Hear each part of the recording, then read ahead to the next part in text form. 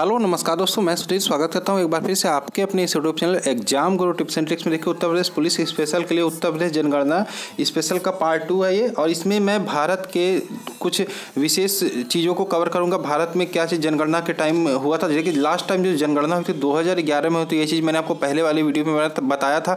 अगर जो आपने अभी तक पार्ट 1 नहीं देखा तो आप जाकर देख सकते हैं। बहुत इंपॉर्टेंट है जनगणना का टॉपिक यूपी पुलिस भर्ती एग्जाम के लिए, और कोई भी एग्जाम होता है अदर उसके लिए भी बहुत इंपॉर्टेंट। ठीक है, तो पार्ट 1 नहीं देखा तो अभी जाके देख सकते हैं। आप लोगों से एक रिक्वेस्ट है, अगर जो आप मेरे चैनल पर नए हैं तो चैनल को सब्सक्राइब कर लीजिए और वीडियो को लाइक जरूर किया कीजिए। ठीक है, तो चलिए शुरू करते हैं जनगणना स्पेशल का पार्ट 2। जैसा कि मैंने आपको बताया, इसमें भारत इंडिया से पूरे कंट्री से रिलेटेड कुछ चीज़ें हैं जो कवर करनी है, बहुत इंपॉर्टेंट है। ठीक है, 2011 लास्ट टाइम जनगणना हुई थी, ये भी मैंने बताया। देखिए, भारत की जो जनगणना लास्ट टाइम हुई थी 2011 में हुई थी। ठीक है, उसके बाद देखिए पहली जनगणना जो हुई थी, सबसे सर्वप्रथम जनगणना वो 1872 में हुई थी, लॉर्ड मेयो के शासनकाल में। ये उतना इंपॉर्टेंट नहीं है इसलिए क्योंकि उसके बाद 1881 में एक और जनगणना हुई थी जिसमें लॉर्ड रिपन का शासनकाल था। उसमें देखिए उसके बाद क्या कर दिया गया था, प्रत्येक 10 वर्ष की बाद जनगणना कर दिया गया था। लॉर्ड रिपन ने क्या किया था, 1881 में जो जनगणना कराई थी उसके बाद ये कहा था कि अब 1881 में जो जनगणना हो रही थी उसके बाद प्रत्येक 10 वर्षों के बाद जनगणना होगी। तो विधिवत रूप से जो हुई थी 1881 में लॉर्ड रिपन के शासनकाल में की गई थी, और प्रत्येक 10 वर्ष के बाद जनगणना उसी टाइम से शुरू हो गई थी। ठीक है, तो पहली जनगणना 1872 में लॉर्ड मेयो के शासनकाल में, उसके बाद 1881 में लॉर्ड रिपन के शासनकाल में हुई थी। ठीक है, अब देखिए आज़ाद भारत की जो पहली जनगणना हुई थी, आज़ादी के बाद भारत की पहली जनगणना हुई थी 1951 में हुई थी। ठीक है, 1951 में हुई थी। उसके बाद देखिए 2001 की जो जनगणना थी उसमें भारत की पहली कंप्यूटर की जनगणना मानी जाती है। कंप्यूटर की जनगणना मानी जाती है 2001 की जो जनगणना थी। ठीक है, अब 2011 की जनगणना भारत की 15वीं 2011 की जो जनगणना हुई थी, लास्ट टाइम जो जनगणना हुई थी 2011 में, पूरे भारत की 15वीं जनगणना, मतलब जो 1872-81 से देखे तो 15वीं जनगणना, और आज़ादी के बाद की 7वीं जनगणना। दोनों इंपॉर्टेंट है, दोनों में से कोई भी पूछा जा सकता है। और ये देखिए 2001 की जनगणना जो कंप्यूटर की थी ये भी इंपॉर्टेंट है। ठीक है, उसके बाद देखिए 2011 की जो जनगणना थी वो उसके जो आयुक्त थे वो सी चंद्रमौली थे, ये भी इंपॉर्टेंट है। उस टाइम जो जनगणना के मुख्य आयुक्त थे सी चंद्रमौली थे। उसके बाद देखिए भारत में विश्व की 17.5% जनसंख्या निवास करती, बहुत इंपॉर्टेंट है। पूरे भारत में, पूरे विश्व का देखें तो 17.5% पूरी जनसंख्या सिर्फ भारत में निवास करती है। ठीक है, भूभाग में देखिए, भूभाग भी इंपॉर्टेंट है। भूभाग देखिए विश्व का 2.4% भूभाग भारत में है। ठीक है, अब देखिए भूभाग के हिसाब से कितना ज़्यादा है जनसंख्या। ठीक है, इस हिसाब से कह सकते हैं भारत की जनसंख्या बहुत ज़्यादा है। शायद ये कहा जा रहा है 2026 या 27 तक भारत की जनगणना होगी, चीन को पीछे करके भारत टॉप पर आने वाला है। ठीक है, तो इस हिसाब से कहें बहुत कम भूभाग है भारत के पास जनगणना के हिसाब से। पूरे विश्व में देखिए पूरे विश्व की जो जनसंख्या उसका 17.5% भारत में निवास करते हैं, और भूभाग का देखें तो 2.4% सिर्फ भूभाग भारत के पास है। ठीक है, अब देखिए कुछ फैक्ट हैं भारतीय 2011 की जनगणना से रिलेटेड। उसमें देखिए भारत की जो कुल जनसंख्या 121.5 करोड़ है।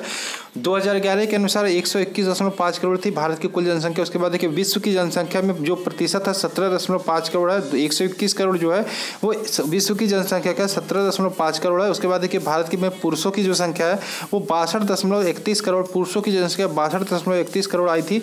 महिलाओं की जनसंख्या की बात करें तो 58.47 करोड़। ठीक है, 58.47 करोड़, ये इंपॉर्टेंट है, आपका आ सकता है। उसके बाद देखिए ये जनसंख्या का, भारत की जनसंख्या का विश्व में प्रतिशत इंपॉर्टेंट है, और ये सब उतना नहीं आता। ठीक है, उसके बाद देखिए सर्वाधिक जनसंख्या वाले राज्य की बात करें तो उत्तर प्रदेश आपका सर्वाधिक जनसंख्या वाला राज्य है। 2011 के अनुसार 19.98 करोड़ लोग उत्तर प्रदेश में रहते थे, और भारत का सर्वाधिक जनसंख्या वाला राज्य है। ठीक है, उसके बाद देखिए उत्तर प्रदेश के बाद महाराष्ट्र का नंबर आता है 11.23 करोड़। महाराष्ट्र में 11.23 करोड़ के लोगों के साथ महाराष्ट्र दूसरे नंबर पे। ठीक है, अब देखिए बिहार की बात करें तो बिहार 10.40 करोड़ लोगों के साथ तीसरे नंबर पे आता है। पश्चिम बंगाल की बात करें तो ये हमारा चौथे नंबर पे आता है।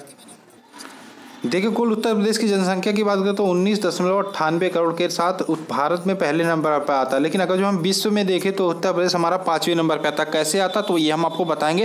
देखिए चीन के बाद भारत आता है, भारत के बाद अमेरिका आता है, अमेरिका के बाद इंडोनेशिया था। तो इंडोनेशिया के बाद 5वें स्थान पे हमारे उत्तर प्रदेश की जनसंख्या 19.98 करोड़। तो हम कह सकते हैं उत्तर प्रदेश भी हमारा किसी देश से कम नहीं है, जनसंख्या इतनी बढ़ रही है। तो जाहिर सी बात है, देखिए जनसंख्या पे हमें लगाम लगाना चाहिए, ये चीज़ गलत है। लेकिन अब इसमें देखिए क्या होता है, आगे सरकार इसमें कोई कानून लाती है या नहीं, कुछ कह नहीं सकते। जो भी है जनसंख्या बहुत तेज़ी से बढ़ रही है, इस पर हमें रोक लगाना चाहिए। ठीक है, अभी देखिए न्यूनतम जनसंख्या वाला राज्य की बात करें तो उत्तर प्रदेश में जो न्यूनतम जनसंख्या वाला सर्वाधिक की बात हो गई। न्यूनतम की बात करें तो सिक्किम हमारा है। सिक्किम हमारा न्यूनतम जनसंख्या वाला राज्य है। उसके बाद सर्वाधिक जनसंख्या वाला जिला की बात करें तो महाराष्ट्र का थाड़े जिला ऐसा है जो सर्वाधिक जनसंख्या वाला जिला बना। उसके बाद न्यूनतम जनसंख्या वाले जिलों की बात करें तो दिबांग घाटी हमारा अरुणाचल प्रदेश में पड़ता है। दिबांग घाटी ये न्यूनतम जनसंख्या वाला जिला है। ठीक है, अब देखिए आगे जनसंख्या घनत्व के हिसाब से बात करें, पॉपुलेशन डेंसिटी की बात के हिसाब से बात करें तो इसमें देखिए भारत की जो जनघनत्व पॉपुलेशन डेंसिटी मतलब ये हो गया कि 1 वर्ग किलोमीटर में कितने लोग निवास करते हैं, तो ये हमारा पॉपुलेशन डेंसिटी हो गया। ठीक है, समझ में आ गया होगा। उसके बाद देखिए पॉपुलेशन डेंसिटी के हिसाब से बात करते हैं, भारत की जो जनघनत्व पूरे भारत की जो पॉपुलेशन डेंसिटी के हिसाब से बात करें 382 पर व्यक्ति वर्ग किलोमीटर, मतलब 1 वर्ग किलोमीटर में 382 लोग रहते हैं। पूरे भारत की देखा तो 1 वर्ग किलोमीटर की अगर जो जगह है तो उसमें 382 लोग निवास करते हैं भारत में। ठीक है, उसके बाद सर्वाधिक जनघनत्व वाले राज्य की बात करें तो देखिए बिहार हमारा सर्वाधिक जनघनत्व वाला राज्य है। पश्चिम बंगाल उसके बाद दूसरे नंबर पे आता है, केरल तीसरे नंबर पे आता है। ठीक है, न्यूनतम जनघनत्व वाले राज्य की बात करें तो अरुणाचल प्रदेश हमारा न्यूनतम जनघनत्व वाला राज्य है। उसके बाद सर्वाधिक जनघनत्व वाला जिला की बात करें, देखिए उत्तर पूर्वी जिला हमारा दिल्ली का उत्तर पूर्वी जिला है, उत्तर का पूर्वी जिला। ठीक है, उत्तर पूर्वी दिल्ली का हमारा ये जिला है। इसमें देखिए बहुत ज़्यादा है ये दिल्ली का उत्तर पूर्वी जिला, इसमें 36,155 लोग 1 वर्ग किलोमीटर में निवास करते हैं। ठीक है, ध्यान रखिएगा, इंपॉर्टेंट क्वेश्चन है। सर्वाधिक जनघनत्व वाला जिला हमारा उत्तर पूर्वी दिल्ली का है, 36,155 लोग प्रति वर्ग किलोमीटर में निवास करते हैं। न्यूनतम जनघनत्व वाले जिला की बात करो, दिबांग घाटी हमारा अरुणाचल प्रदेश में पड़ता है। उसके बाद लिंगानुपात की बात करें, सेक्स रेशियो के हिसाब से बात करते हैं तो भारत में जो लिंगानुपात है वो 943 महिलाओं पे 1000 पुरुष है, 943 महिलाओं पे 1000 पुरुष। और इसमें देखिए सर्वाधिक लिंगानुपात राज्य की बात करें तो केरल में देखिए सर्वाधिक लिंगानुपात वाला केरल है। उसके बाद देखिए तमिलनाडु दूसरे नंबर पर आता है, अरुणाचल प्रदेश तीसरे नंबर पर आता है। ठीक है, अब देखिए न्यूनतम लिंगानुपात वाले राज्य की बात करें तो हरियाणा हमारा न्यूनतम लिंगानुपात वाले राज्य हैं। ठीक है, अब देखिए लिंगानुपात मतलब कितने महिलाओं पे कितने पुरुष है। ठीक है, तो भारत की बात करें तो 943 महिलाओं पे 1000 पुरुष है पूरे भारत में। सर्वाधिक लिंगानुपात वाले राज्य हमारे केरल है, तमिलनाडु है दूसरे नंबर पे, अरुणाचल प्रदेश तीसरे नंबर पर आता है। न्यूनतम में देखिए हरियाणा राज्य आता है। ठीक है, अब देखिए साक्षरता लिटरेसी रेट की बात करें, लिटरेसी दर की बात करें तो भारत की जो साक्षरता है वो 74% है। भारत की देखिए जो भी चीज़ें मैं बता रहा हूँ टोटल 2011 की जनगणना के हिसाब से ली गई हैं, वहीं से ली गई, वहीं से बता रहा हूँ। ठीक है, भारत की साक्षरता दर की बात करें तो 74% है पूरे भारत की साक्षरता। इसमें देखिए पुरुष की साक्षरता की बात करें तो 82.1 है, 82.1% है पुरुष साक्षरता। महिला साक्षरता देखिए महिला साक्षरता कम है, देखिए यहाँ पे 65.5% महिला साक्षरता है। ठीक है, तो इसको बढ़ावा देना है, इसको आगे ले जाना है और महिलाएं आगे जा भी रही हैं, हर क्षेत्र में जा रही हैं। तो सर्वाधिक अब देखिए नेक्स्ट है सर्वाधिक साक्षरता दर वाले राज्य, देखिए केरल इसमें सर्वाधिक साक्षरता दर वाले राज्य है, केरल के बाद मिजोरम दूसरे नंबर पे आता है। ठीक है, उसके बाद आप देखते हैं न्यूनतम साक्षरता वाले राज्य की बात करें तो देखिए बिहार हमारा आता है न्यूनतम साक्षरता के हिसाब से, और अरुणाचल प्रदेश आता है न्यूनतम साक्षरता के हिसाब से। नेक्स्ट देखते हैं केंद्र शासित राज्य की बात करें जिसमें सर्वाधिक साक्षरता में देखिए सर्वाधिक जनसंख्या केंद्र शासित राज्यों के कुछ फैक्ट हैं, इनको देख लेते हैं। ठीक है, सर्वाधिक जनसंख्या किस केंद्र शासित राज्य की, हमारे दिल्ली की सर्वाधिक जनसंख्या। उसके बाद न्यूनतम जनसंख्या वाला केंद्र शासित राज्य की बात करें तो हमारा यूनाइटेड टेरिटरी हमारा न्यूनतम जनसंख्या वाला लक्षद्वीप हो गया। उसके बाद सर्वाधिक साक्षरता वाला राज्य की बात करो, लक्षद्वीप हमारा सर्वाधिक साक्षरता वाला राज्य है, यही हमारा न्यूनतम जनसंख्या वाला राज्य भी है और सर्वाधिक साक्षरता वाला राज्य भी है लक्षद्वीप। ठीक है, उसके बाद देखिए न्यूनतम साक्षरता दर वाला न्यूनतम साक्षरता वाला केंद्र शासित प्रदेश के बाद न्यूनतम जहाँ पे कम साक्षरता कम लिटरेसी रेट है। ठीक है, वहाँ पे दादर नगर हवेली की बात करूँ तो यहाँ पे न्यूनतम साक्षरता दर है। तो ये तो हो गई केंद्र शासित प्रदेशों की बात।